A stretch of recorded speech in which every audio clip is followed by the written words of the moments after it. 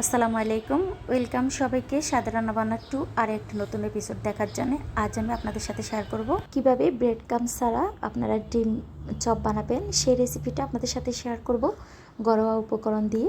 তাহলে চলুন দেখা যাক কিভাবে তৈরি করতে হয়। প্রথমে আমি ডিমগুলোকে সিদ্ধ করে নিয়েছি, দেখুন খোসা ছাড়িয়ে নিলাম। এখন আমি কেটে তারপরে হালকা লবণ ছিটিয়ে রেখে দেব। আমি একটা ডিম দিয়ে কিন্তু চারটা ডিম চপ বানাবো। আর আপনারা চাইলে একটা ডিম দিয়ে দুটো বানাইতে পারেন, আবার ছয়টাও বানানো যাবে, কোনো সমস্যা হবে না। যার যার পছন্দ মতো শেপ দিয়ে নেবেন।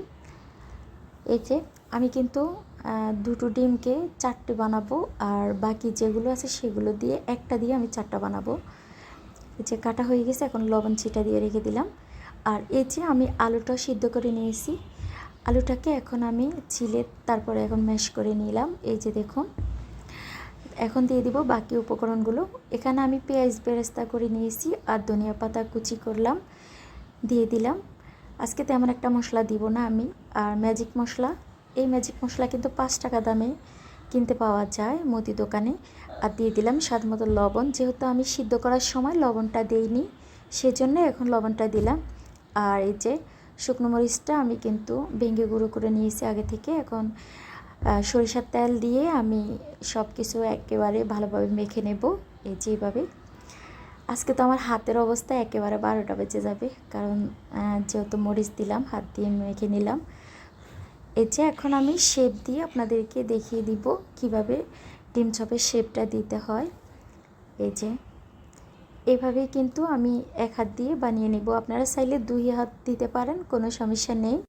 আমি আপনাদের সুবিধার জন্যে আরও একটি বানিয়ে দেখিয়ে দিলাম। দেখুন আমার কিন্তু অলরেডি ডিম চপগুলো বানানো হয়ে গিয়েছে। এই যে দেখতে তো পাচ্ছেন, সবগুলো কিন্তু আমার একেবারে রেডি।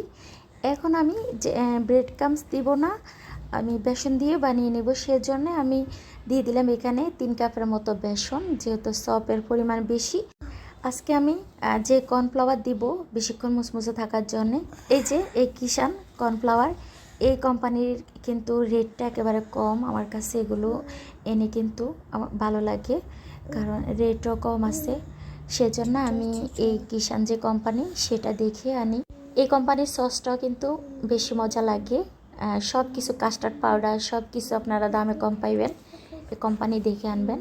এখন আমি নর্মাল পানি দিয়ে কিন্তু একটা ব্যাটার তৈরি করে নিয়েছি। আর এখন দিয়ে দিলাম বেকিং সোডা, আপনারা চাইলে খাবার সোডাটা দিতে পারেন, আমি হাফ টেবিল চামচের মতো দিয়েছি। আর একেবারে আমার ব্যাটারটা হয়ে গিয়েছে। এখন আমি আগে থেকে চুলাতে তেলটা বসিয়ে রেখেছি। এই যে তেলটা গরম হয়ে গিয়েছে, সেজন্য আমি কিন্তু সবগুলো ব্যাটারের মধ্যে চুবিয়ে তারপরে এভাবে বানিয়ে নিব। আর হ্যাঁ, আমি বলতে ভুলে গিয়েছি, আমি কিন্তু বেসনের ব্যাটারের মধ্যে লবণ দিয়েছি। আর এই তেলটা কিন্তু আমি আরও একদিন ইউজ করেছি, সেই তেলের মধ্যে আমি কিন্তু চপগুলো ভেজে নিব। এই যে, আর একটা কথা মাথায় রাখবেন, আপনারা যদি কর্নফ্লাওয়ারটা না দিতে চান মুচমুচে রাখার জন্য, আপনারা চাউলের গুঁড়া দিতে পারেন। আর যদি চাউলের গুঁড়া হাতের কাছে না থাকে অবশ্যই আপনারা ময়দাটা দিবেন, তখন কিন্তু বেসনের যে একটা গন্ধ আছে সেটা থাকে না, খেতেও বেশি মজা লাগে। এই যে দেখুন, আমার কিন্তু অলরেডি চপগুলো বানানো হয়ে গিয়েছে। এই চপগুলো কিন্তু আপনারা সসের সাথে খেতে পারবেন, সসের সাথে খেতে কিন্তু দারুণ মজা লাগে।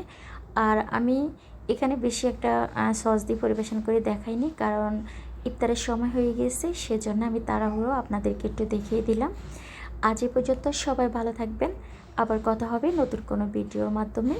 ওই পর্যন্ত ভালো থাকেন, সুস্থ থাকেন, আল্লাহ হাফিজ।